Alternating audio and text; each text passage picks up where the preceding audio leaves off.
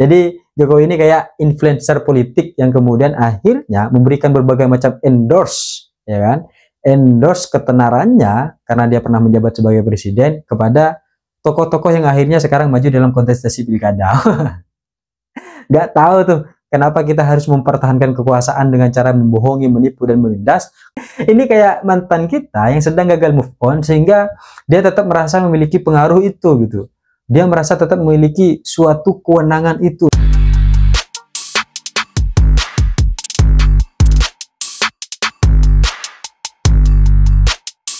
Hai korban ghosting. Kita seringkali menemukan dalam kehidupan ketika perkataan itu tidak sesuai dengan kenyataan. Awalnya kita mungkin mengatakan bahwa aku mencintaimu, namun pada akhirnya sikapnya ternyata lebih memilih untuk meninggalkan.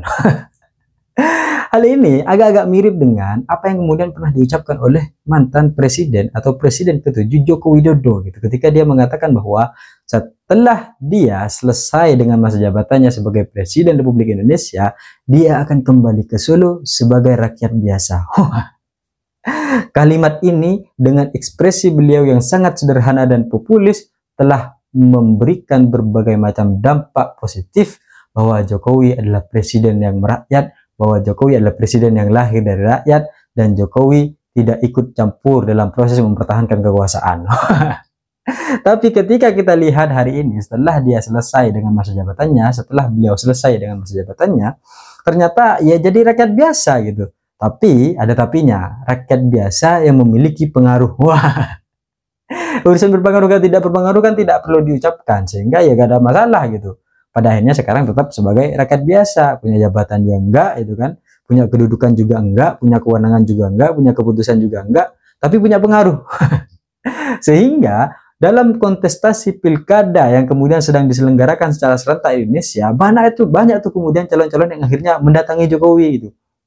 Calon-calon yang akhirnya mengklaim bahwa mereka itu didukung oleh Jokowi, bahwa mereka telah diberikan amanah oleh Jokowi. Ini kalau saya jadi Prabowo cemburu saya gitu, karena seolah-olah amanah itu diberikan oleh Jokowi gitu untuk mengatasi berbagai macam persoalan di daerah tersebut gitu, bukan oleh Prabowo. Sedangkan koordinasi yang harus dilakukan oleh antara pemerintah daerah dan pemerintah pusat ya dengan Prabowo, bukan dengan Jokowi. Ini kayak mantan kita yang sedang gagal move on sehingga dia tetap merasa memiliki pengaruh itu gitu. Dia merasa tetap memiliki suatu kewenangan itu untuk kemudian menggerakkan masyarakat gitu. Ya memang sebagai rakyat biasa tidak punya kedudukan, tapi punya pengaruh sebagai beliau pernah menjabat presiden, iya gitu, dan itu yang sedang dimanfaatkan sehingga ada banyak kalangan-kalangan tokoh-tokoh politik yang sekarang sedang mencalonkan diri sebagai kepala daerah, baik wali kota, baik bupati, baik provinsi, itu mengklaim bahwa mereka mendapat dukungan dari Jokowi. Seolah-olah kalau gak direstui Jokowi mereka gak jadi gitu. Ini sudah melebihi dari ridho Tuhan ini kan gitu kan, bukan ridho yang kampanye di Jakarta itu. Meskipun hari ini ketika kemudian Projo memberikan dukungan kepada Ridho di Pilkada Jakarta, seolah-olah langsung Ridwan Kamil itu mengatakan bahwa saya sebenarnya ingin segera untuk bertemu dengan Jokowi gitu. Mau ngikut calon-calon yang lain gitu kan. Jawa Tengah sudah ketemu kan, Blitar sudah ketemu, wali kota Malang juga sudah ketemu. RK nih, Ridwan yang belum ketemu nih gitu. Hanya sekedar mendapat dukungan dari Projo, dan Projo menyampaikan bahwa dukungan ini adalah semacam juga dukungan bentuk dari dukungan Jokowi. Jadi Jokowi sekarang ini sedang ingin menjadi matahari untuk kemudian menyinari proses pilkada di Indonesia. Sehingga dari berbagai macam kejadian-kejadian ini kita menjadi wajar kalau kemudian akhirnya ada banyak tokoh-tokoh kita yang mengatakan A tapi ternyata sikapnya B. Itu wajar gitu, karena tidak semua dalam politik itu disampaikan. Sama ketika Jokowi menyampaikan bahwa dia akan pulang ke Solo, makna dari dia akan pulang ke Solo itu bukan dia pulang ke Solo kemudian diem gak ngapa-ngapain, enggak. Ia bergerak dengan pengaruh-pengaruh yang dia miliki selama menjadi presiden gitu.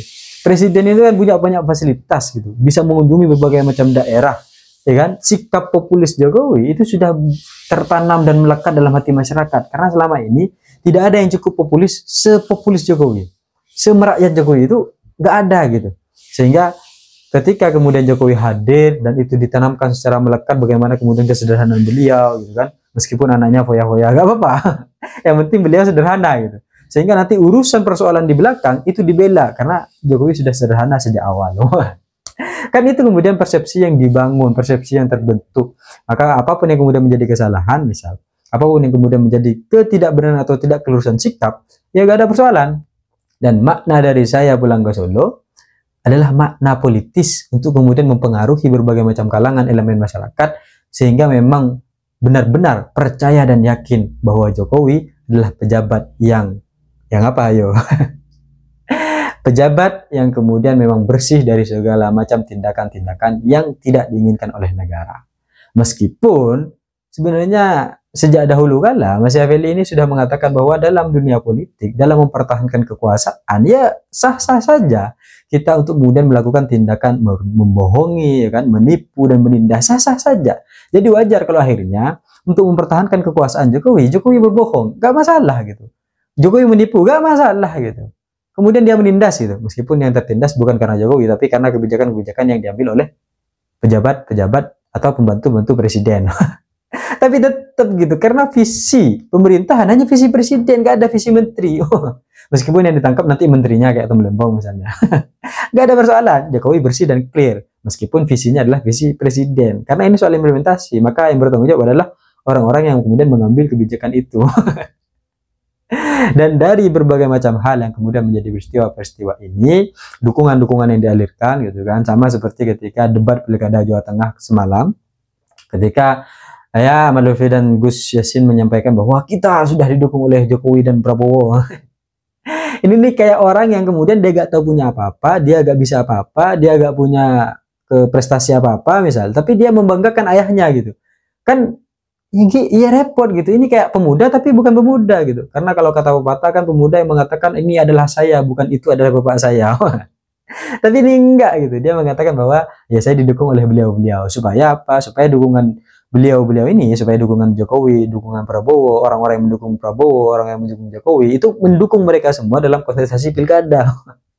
Ingin meraup suara mereka gitu sampai akhirnya menyampaikan informasi bahwa mereka telah didukung dan sedang didukung oleh Prabowo, oleh Jokowi. Meskipun Prabowo bilang bahwa tidak ada titipan-titipan dalam proses pilkada, semuanya ditentukan oleh rakyat, maka biar rakyat yang kemudian menilai. Karena Prabowo ini kan lebih negarawan gitu kan, lebih jujur, lebih apa adanya. Disampaikan aja gitu. Makanya ketika pidato perdana wajar kalau akhirnya dia menyampaikan bahwa angka-angka ini oke, baik gitu. Tapi kita harus melihat secara jeli, melihat secara jelas bahwa di lapangan itu masih ada orang-orang yang demikian. Nah itu kan Prabowo selalu jujur dengan hal itu. Dan semoga dengan kejujuran Prabowo nanti kita bisa melihat bagaimana kemudian Prabowo memimpin pemerintahan ini. Wah, terbebas tuh dari korupsi, kolusi, dan nepotisme. Makanya kalau hari ini kita melihat bagaimana kemudian baju yang kemudian dikenakan oleh berbagai macam kandidat, itu menjadi wajar ketika mirip dengan proses pilpres. Karena memang tujuannya untuk meraup suara-suara itu, jadi wajar.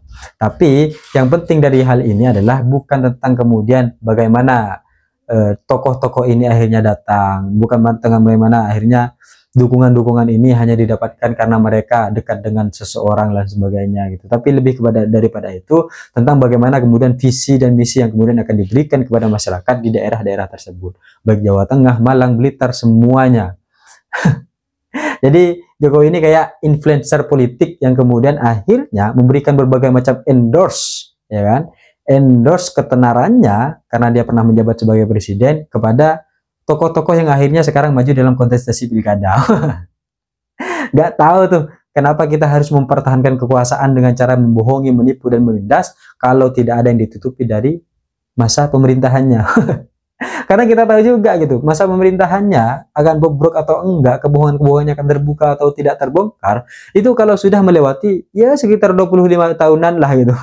Makanya kemudian kekuasaan itu harus dipertahankan sedemikian rupa meskipun dengan membohong dan menipu serta menindas. Kenapa? Ya karena itu yang akhirnya nanti menjaga berbagai macam kebohongan-kebohongan yang pernah dilakukan ketika menjabat pemerintahan.